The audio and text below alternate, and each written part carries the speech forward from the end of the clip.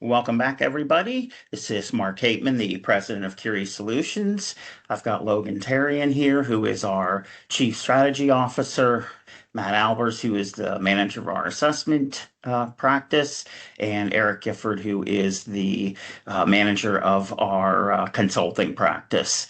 Today's topic is the continued value of an assessment and or consulting. Is there value in you continuing? And we just want to provide you some thoughts around both of them and really things to consider as you're determining how you want to spend your money and the time of the next few months while the program is on pause and reviewed. I'm going to kick it over to Erik to start as our consulting manager. I think he's got some compelling reasons for you to at least consider continuing to hone your environment. Erik, you're up.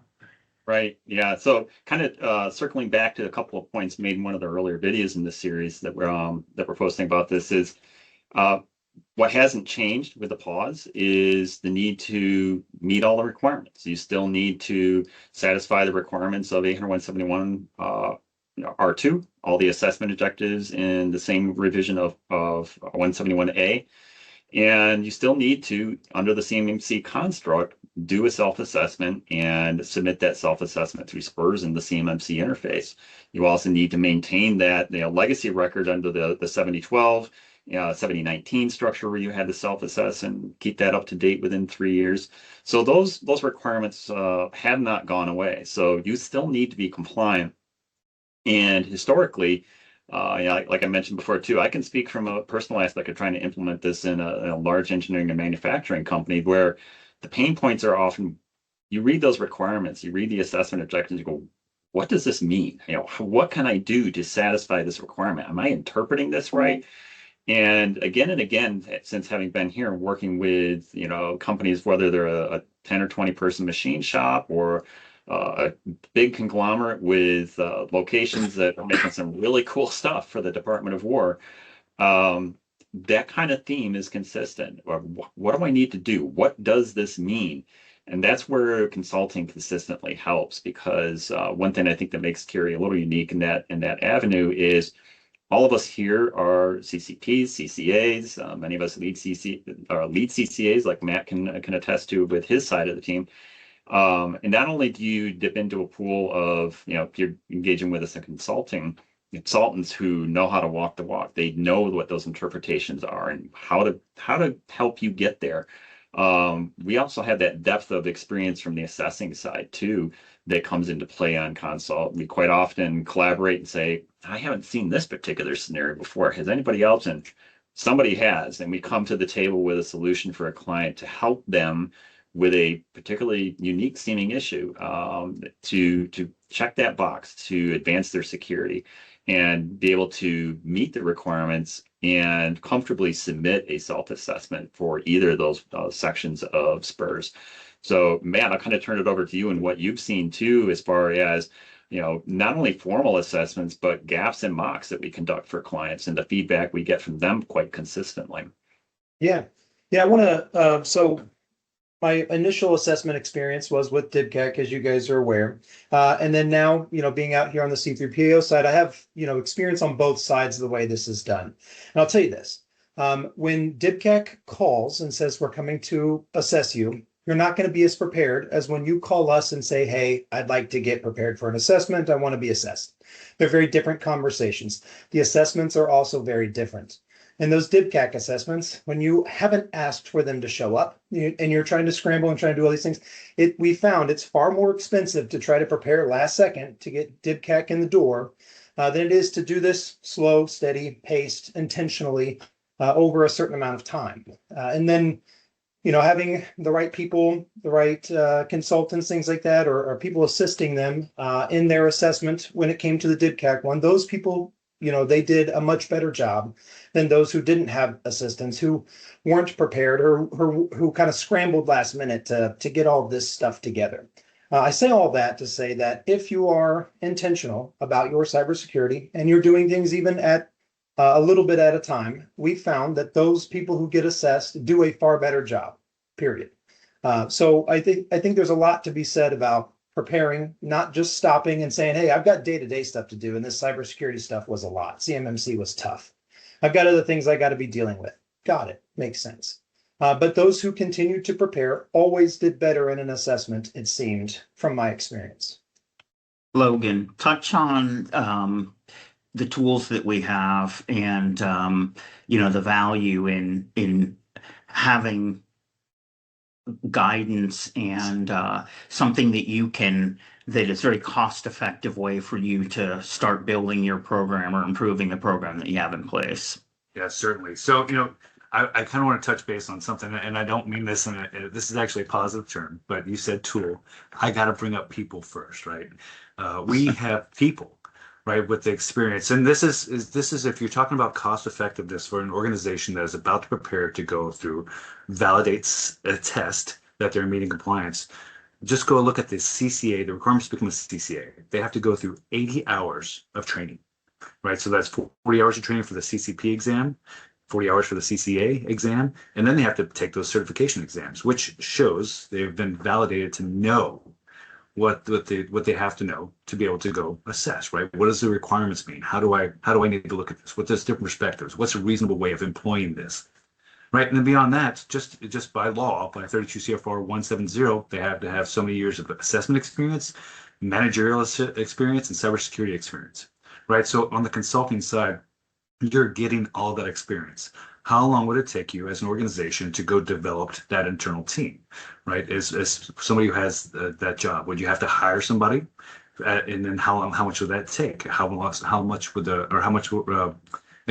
of an expense would that be, right? And then their training, how long would you lose them to go do that training? And then would they ever even get the experience of someone who's already done 100 assessments or has already helped 100 companies go achieve level 2 or prepare for level 3, right? I mean, much less the level 1 self-attestations, right? So that's our number one tool, is that we can provide that support. Beyond that, we have ourselves as Kieri Solutions, we're authorized CMMC third-party assessment organization. We have to go through DIBCAC level or DIBCAC assessments, right? So that's basically the same thing as level 2. We have 110 requirements and we get verified. We have a scoping. We have to do all the same things. We've done this twice. And if we go back, we started off as a small business, right? Trying to do things with minimal resources. And our founder, Amir Arman, was successful, right? She's really good at what she did, and she developed policies, procedures, a system security plan that's robust, right? Spent thousands of hours into developing this product, and we've maintained it with our interpretations, our perspectives, our experience, and we've maintained these compliance documentation package over time to make sure it's still in line with what ecosystem requirements are. Right, so with that KCD, Kieri Compliance Documentation, it's about a 70% solution with the technology stripped out. You determine what technology you want to use, you put that technology in there, and then we can help you. Or if you have CMC experts of your own, you can do it yourself. That's possible too, but we also can provide assistance in tailoring this documentation. So if you had no policies, procedures, a system security plan, you didn't have 1,000 hours set aside to go develop this, here you go. Here's a solution for you. All right, but maybe you don't have the time to go develop the architecture, but you want to maintain a small business, right? You don't want to bring in a large managed service provider. Maybe you have one person that can help you maintain. Well, we have a Kieri Reference Architecture built around a GCC high environment and a GCC Gov Cloud environment. We have 2 different types of solutions right there, and that includes the option to do virtual desktop infrastructure. So if you don't process, store, transmit CUI in your local environment, right, on site, with that VDI environment, you can actually keep those endpoints out of scope too. So we have solutions technically and administrative that we can help you put in place to be able to provide a low-cost solution for maintaining CMC compliance. Now, it's not you don't get delivered this product and then now you have the solution. There's still a little bit of effort on your part, but I'm talking thousands of hours less than you would have spent without it. And again, the cost is reasonable compared to what the other solutions they have out there. Again, what it is not is that we don't provide the people to run it for you. Can we help you find them? Sure, yes. Beyond that, we have some really good ways. So let's say you have the folks, you know what CMMC is, you've done the technology, you have the architecture in place, you've already had your policies, processes, you have a robust SSP. We can help you validate that, right? Again, we have 20 plus assessors, most at the CCA, quite a few lead CCAs, and we're also instructors. So there's a few of us that are CCIs for the ecosystem as well that have been certified through ISACA. So we can take this experience, go in there and do, in a short amount of time, go and validate all of your requirements and that they're being met to the Department of Defense, Department of War standards that DIBCAC would expect to see if they call your number and come validate your self-attestation score is accurate. Right? So those are some of the big tools and the biggest ways we can help, and especially as we go through the time we're in right now. Back to you, Mark. Thank you all. I don't believe anybody have any last comments you wanna make here.